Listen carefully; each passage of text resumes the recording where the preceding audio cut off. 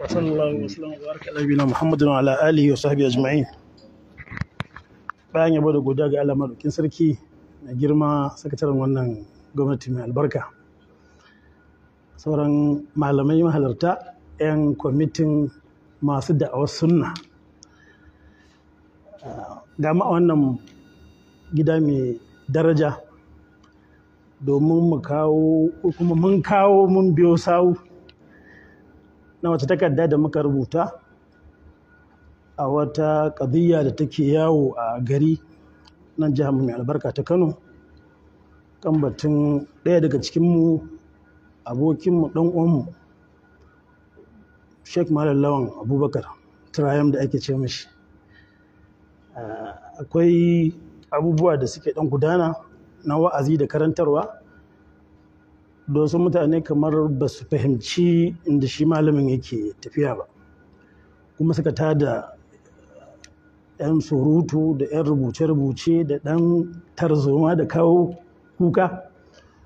To mu kuma gaskiya ba mu ga dalilin hakan ba. Abubuwan da malam yake yi matsayinsa na malami abu ne da yake tafiya akan turba, kan doron karantarwar da muka gada daga manzon Allah sallallahu alaihi wasallam, Qur'ani da hadisi da maganganun malamai. Lawan bai fice daga nan ba gaskiya. Saboda haka muka ga cewa kada mu kasa a gwiwa a zuwa ɗauki ɓangare ɗaya a kalla, mu kuma tun da bai magana bai zamanto an tafi an yi wani hukuncin da bai dace ba. To shi yasa muka ga cewa kamata mu zo kuma mu bayani a rubuce don ko ina aje a karanta shi a gani cewa dukkanin malamai na sunna suna tare da malawan akan wannan da'awa da yake yi. Madan adam ne kamar kowa na iya kuskure wani abu ɗaya ko biyu, amma a dai wannan dagar da ake ciki a yanzu alhamdulillah 'yan uwa suna da fahimtar cewa malamin nan abin da ya faɗa daidai ne. To muna fatan za a yi nazari, tunda wani abu ne na ilimi, a danganta shi zuwa ga malamai ma'abota abin. In har akwai saɓani, kamar da Allah dama ya ce in an samu saɓani a cikin matsala a koma zuwa ga Allah da manzansa. To wannan matsala ce da ya kamata a ba ma'abota ilimi su yi nazari a kanta. Fatan mu kenan da wannan gwamnati mai albarka, Allah ubangiji ya ƙara mata albarka, Allah ƙara dace da su zuwa ga alkhairi. Shi yasa muka rubuto mu kawo wannan bayani. Nan daga malamai nan masha Allah daga unguwanni da makarantu da jami'o'i daban-daban, la'alla a cikinsu da masallatai da haɗibai ga su nan, la'alla in kun ba da dama mutum ɗaya biyu kowa mu ba shi dama ya magana minti ɗaya ko minti biyu saboda ɗan ƙara haska abu. To masha Allah. To ga wani nan daura da ni kuma na ga dama kun san juna da shi. Yawa to na hannun dama.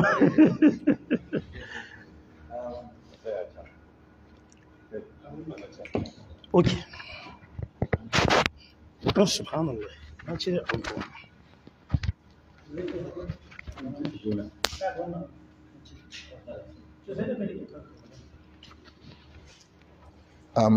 Assalamu alaikum wa rahmatullahi wa barakatuh.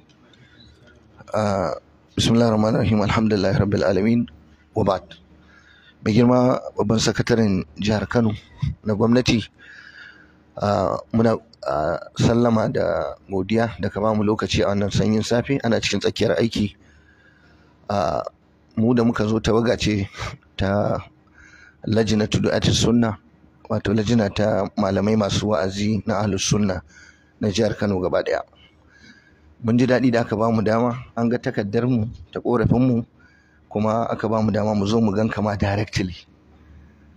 Allah ya sani muna kyautata muku zato, kuna sauraron mu kuma kuna jin bayanan mu, kuma ku wakilai ne na wato na mutanen Kano gaba daya. Duk wanda ya zama shugaba dole ne ya ba kowane bangare hakkinsa, kamar uba ne dole ya kula da hakkin kowane ɗa. Abu na farko, jihar Kano yanzu muna cikin wani yanayi na damuwa. Kafi ni sanin matsalolin tsaro da suke ta bunko mana, muna cikin addu'a da roƙon Allah.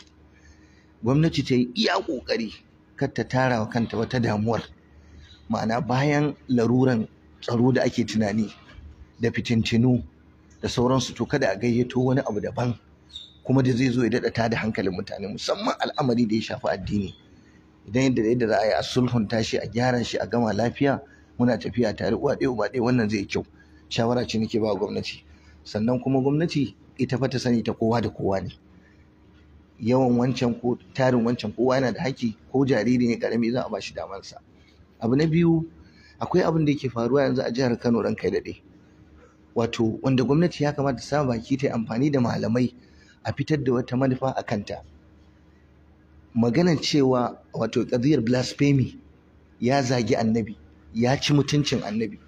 Yanzu kurin idan mutum yana so ya ci mutuncinka ko ya faɗa da kai, ko ya haɗa ka da gwamnati, ko ya haɗa ka da mabiya, ko ya haɗa ka da al'umma, kurin sai je ɗauko maganarka, shi ne fa zai fassara cewa ka zagi annabin. Ba malaman addini ne da suka san ilimin addinin za su fassara an zagi annabin ba. Sai kuma ya zo ya zanga-zanga, ko ya je ya liƙa a Facebook, ko ya je ya faɗa inda zai faɗa, kuma a zo a saurare cewa ai wane ya ci mutuncin annabi. To ya kamata gwamnati ta gane cewa tana shugabantar al'umma ne daban. Yanzu bambancinmu da ɗariƙa da sunna shekaru aru-aru tun da aka zo ake da'awa, yau su faɗa gobe mu faɗa. In dai ahlus sunna zai wa'azi, to ko ɗan bid'a ko ɗan ɗariƙa sai ya ce ya soke shi. Haka in ɗan ɗariƙa zai wa'azinsa, shi ma ahlus sunna zai ce ɗan ɗariƙa ya taɓa addini. To wannan tsohuwar aba ce tana tafe, amma me zai kashe ta? Ilimi da karatu.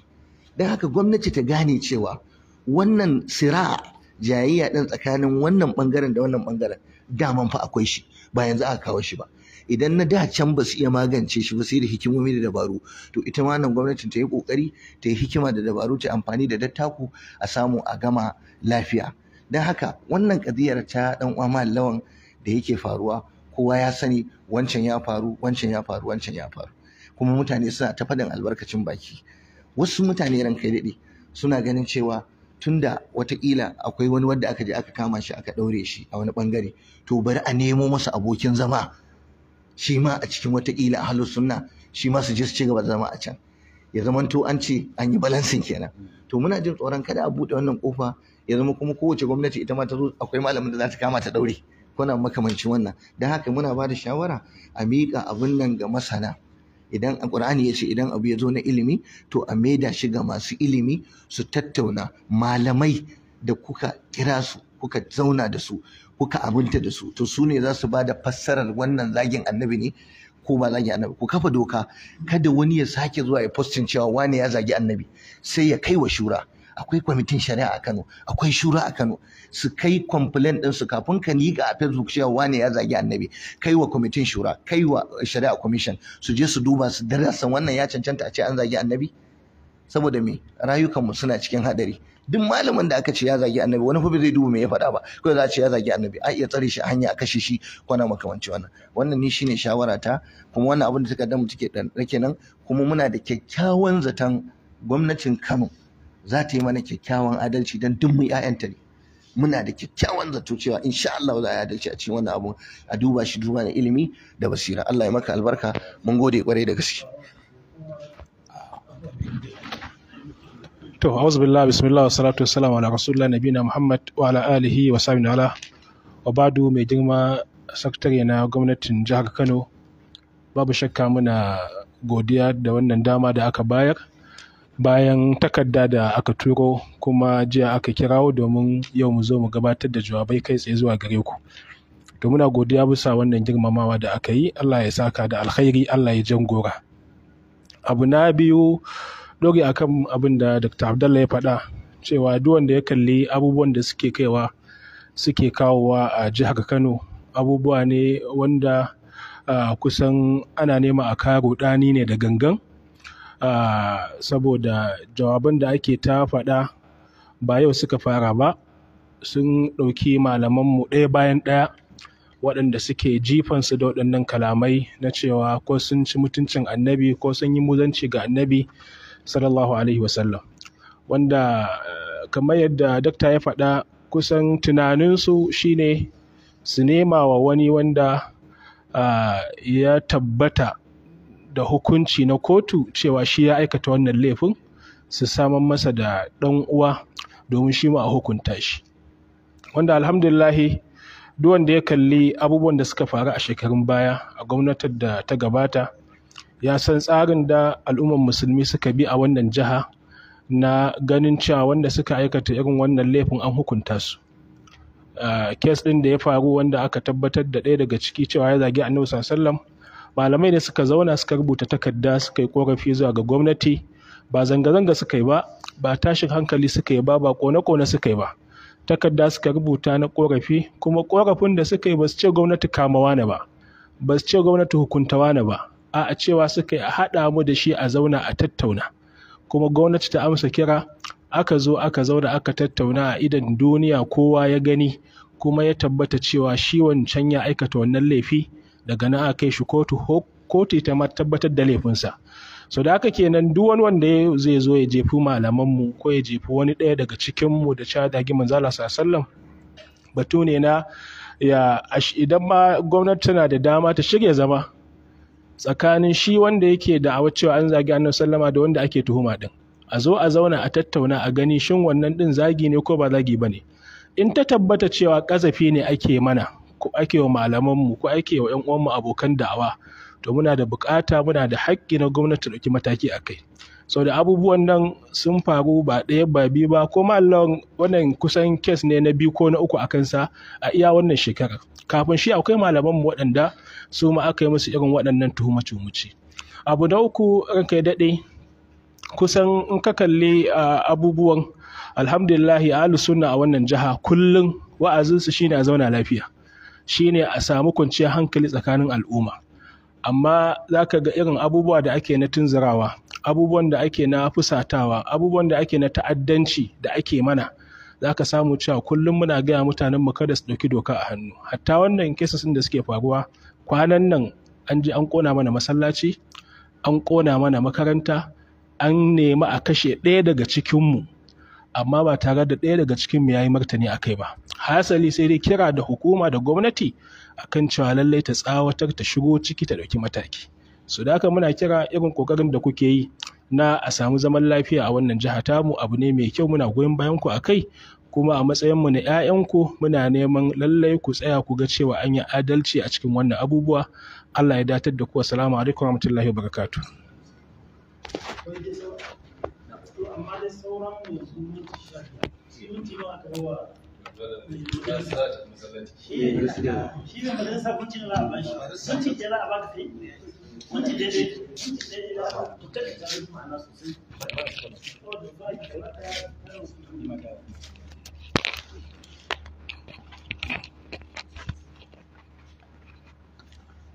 Alhamdulillah rabbil alamin, wassalatu wassalamu ala as'adin nabiyina wa ashrafil mursalin. Assalamu alaikum. Sunana barista Ishaq Adam Ishaq. Ranka daɗe,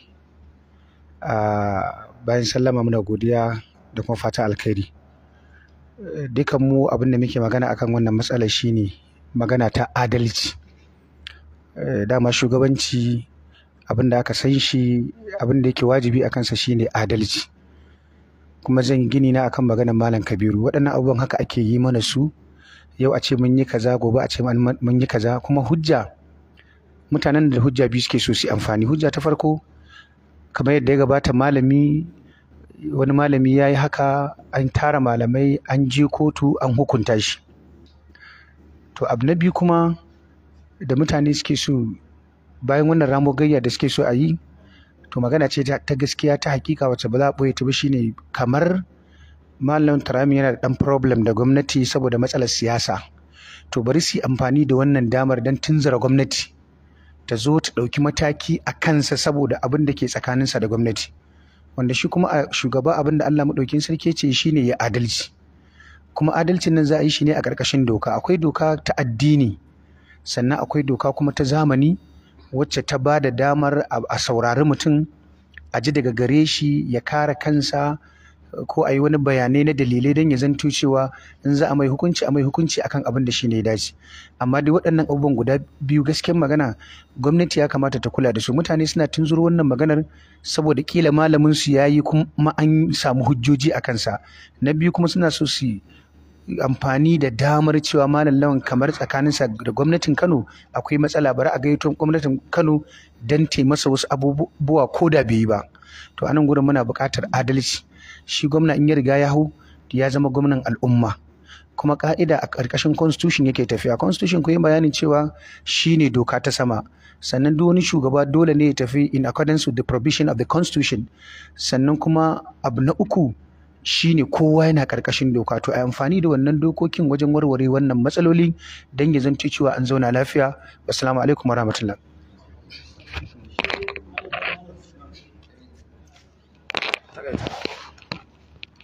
Assalamu alaikum wa rahmatullahi wa barakatuh. Sunana Dr. Muhammad Alhassan dan Malam. Ina kira ga da farko dai ina godiya ga shi sakataren gwamnati da ya bamu wannan dama. Sannan kuma abin da nake so ne magana akai shine jiya na saurari zama da masu kawo korafi suka yi a wannan ofishin. Kuma daga cikin abin da suka bukata shine za su gabatar da kamar sauti ko kuma CD ko kuma flash wanda ya kunshi maganganun shi Malam Lawan. To kamar yadda muka sani a wannan zamani akwai abin da ake na datso maganar mutum wani yanki wanda wannan yankin idan shi kadai aka saurara to lalle za a hukunci akan mutum. Amma kuma da za a samu ainihin maganar tashi sai a ga cewa shi ainihin ma yabo yake ga manzo Allah sallallahu alaihi wasallama. To saboda haka mu ma abin da muke so shine gwamnati ta ba mu dama sai mu gabatar da dukkanin wani sauti da suke da shi suka gabatar idan korafi akan Malam Lawan, to mu kuma sai mu gabatar da ainihin na hakika din wanda yake ba yanke shi aka ciro ta gaba a ciki ba. Wannan shine bayani na a takaice. Assalamu alaikum wa rahmatullahi wa barakatuh.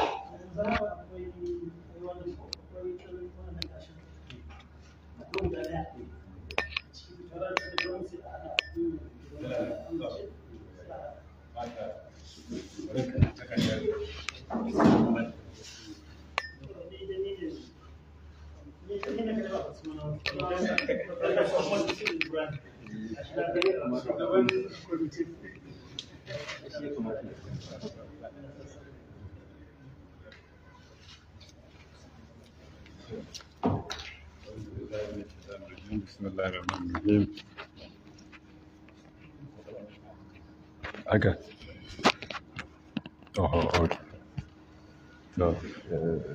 Prof, Doctor, sauran manya-manyan malamai, assalamu alaikum. Na riga na roƙi afuwa jiya an zo ba ta da ni ba daga wajen gabna muna tare da zan wuce Kaduna. To saboda wannan matsala ya ce kama na tafi na zauna su je su yi retreat su idan gari ya lafiya na tafi. Ya kuma karanta wannan takardar ta kutun jiya kuma ya ji daɗin lafazin da yake ciki. Magana ce ta ilimi, duk kuma abinda ake magana a kansa magana ce ta ilimi. Babu wanda yake zai yanke hukunci cikin gaggawa cikin jahilci. Na farko kamar yadda kuka faɗa, matsala ta bambancin addini tana buƙatar a tare ta da hikima da kuma ilimi. Dalilin wannan ajiyan gwamna ya sa aka tattara takardun nan gaba ɗaya ya kuma kira shura gaba ɗaya tun jiya an ba su tun jiya. So far up to this wannan lokaci da muke ciki mun samu takardu guda takwas. Duk kuma an kira shura jiya sun fara taron su, yau za su gama. Mun ce su zauna lallai yau kafin magariba su ba mu me suka gani, su ba mu shawarwarin da suke ganin yadda za a bullo wa wannan al'amari. Abin da ya dafi gwamnati guda ɗaya ne tak. Barista ya yi maganar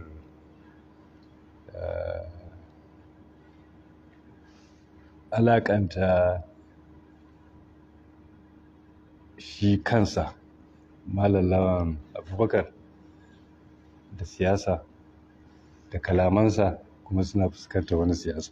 Ina son tabbatar muku guda ɗaya, wallahi azim daidai da rana ɗaya gwamna bai taɓa kallon wannan akasa wannan ba. Rantsuwa ne muku, wallahi bai taɓa kallon abin da Sheikh Malam Lawan Turayim yake yi a matsayin yana adawa da shi ba. Abinda yake faɗa kullum kamar yadda barista ya faɗa shine shi fa yanzu ba gwamna ne na wata jami'a ba, gwamna ne na jihar Kano, al'ummar jihar Kano. Kano da su samu kanta a wani lokaci mawuyaci, ita ce kadai wani ɗan tsibiri yanzu a arewa da ya rage za ka yi yawo bayan karfe 12 na dare. Ita ce kadai ta rage. Duk muna ganin dai pressure da take akwai, ba a asibiti ba, ba a kan hanya ba, ba a makarantu ba, ba a masallatai ba, gafata ba. Kullum sai an ga sabuwar fuska da asuba a masallaci. Zaman lafiya da addu'o'inku su suka kawo ake zaune lafiya a Kano. To a kowane gari, a kowace al'umma ba za ka rasa ɓata gari ba wanda za su zo su inda ake fitina nan suke cin abinci. Inda duk fitina take to ta nan suke cin abinci. Mun san da wannan.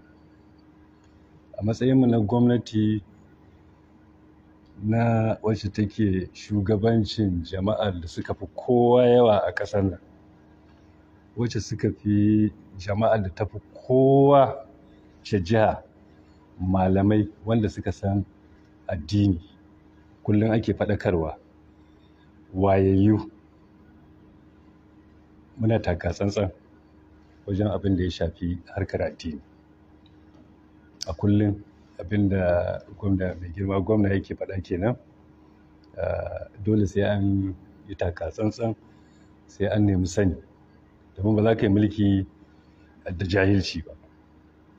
Inda ba ka da shi sai ka nemi masana su baka shawarar me za ka yi, kamar yadda takardar ku ta kunsa a ciki, kamar yadda duk kalamanku suka nuna.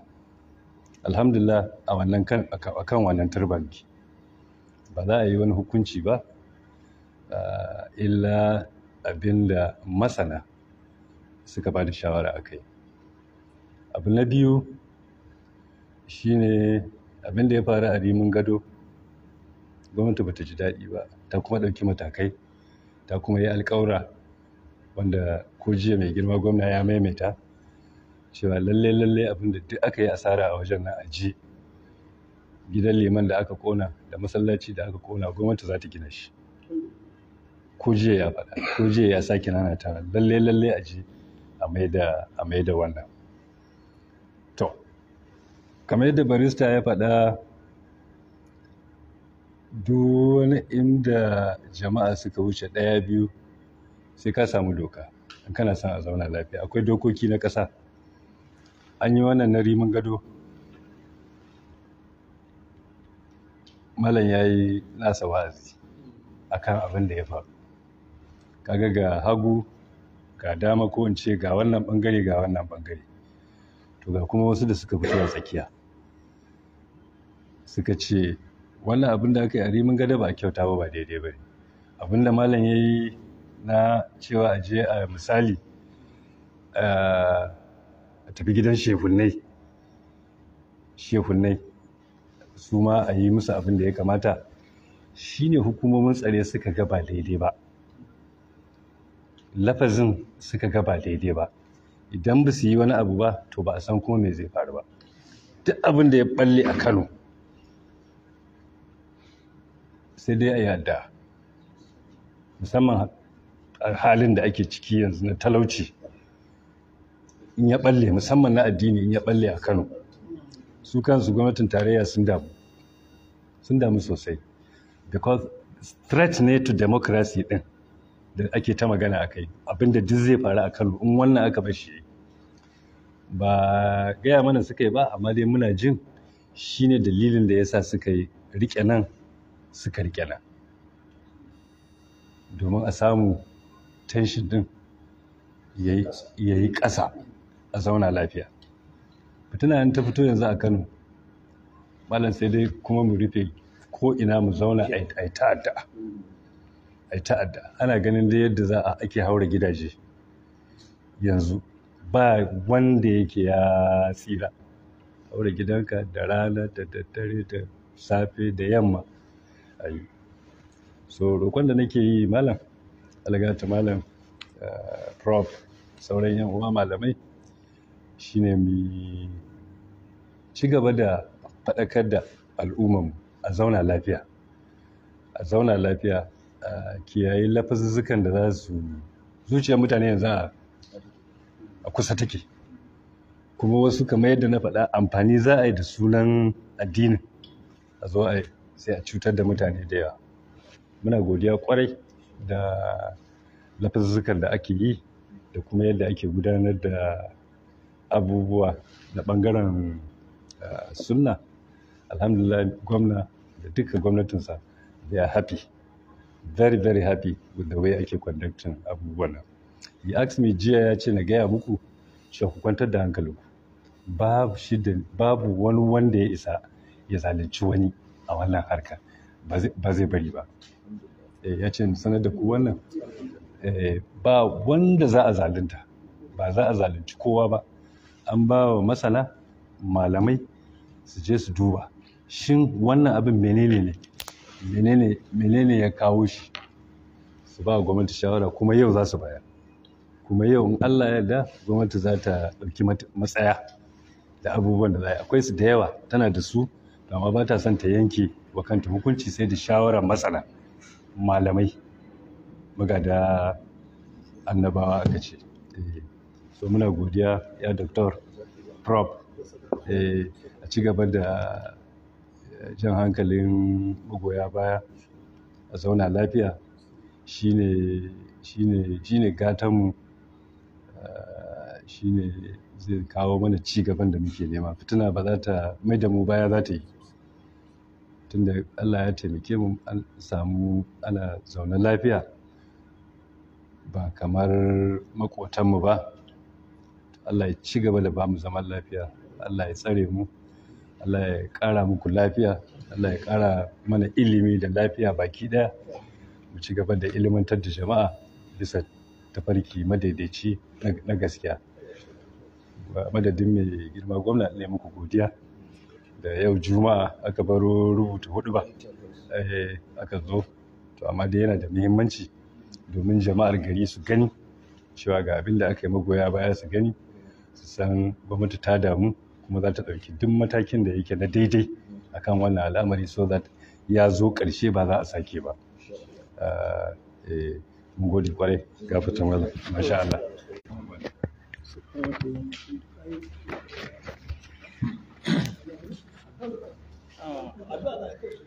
To, Allahumma salli ala Muhammad wa ali Muhammad kama sallaita ala Ibrahim wa ali Ibrahim innaka Hamidum Majid. Allahumma barik ala Muhammad wa ali Muhammad kama barakta ala Ibrahim wa ali Ibrahim innaka Hamidum Majid. Allahumma atina fid dunya hasana wa fil akhirati hasana wa qina adhaban nar.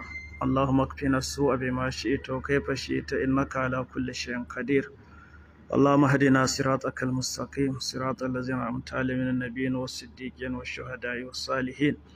Muna roƙon Allah subhanahu wa ta'ala ya tabbata mana da zaman lafiya da kwanciyar hankali da yalwar arziki. Allah Ubangiji ya tsare dukkanin fitintunu, dukkanin abubuwa na tashi hankali, Allah ya tsare mana. Allah ya ƙara mana albarka a wannan jiha da wannan ƙasa gaba ɗaya. Muna roƙon Allah ya datar da shugabanninmu da mataimaka nagari, waɗanda idan suka mance abin alhairi za su tuna musu, idan kuma suka yunƙuro za su taimaka musu. Allah haɗa su da wazirai da mataimaka nagari. Allahumma atina fid dunya hasana wa fil akhirati hasanatan wa qina adhaban nar wa'fu anna waghfir lana warhamna anta maulana fansurna lil qawmil kafirin. Subhanaka Allahumma wa bihamdik nashhadu an la ilaha illa anta nastaghfiruka wa natubu ilaik.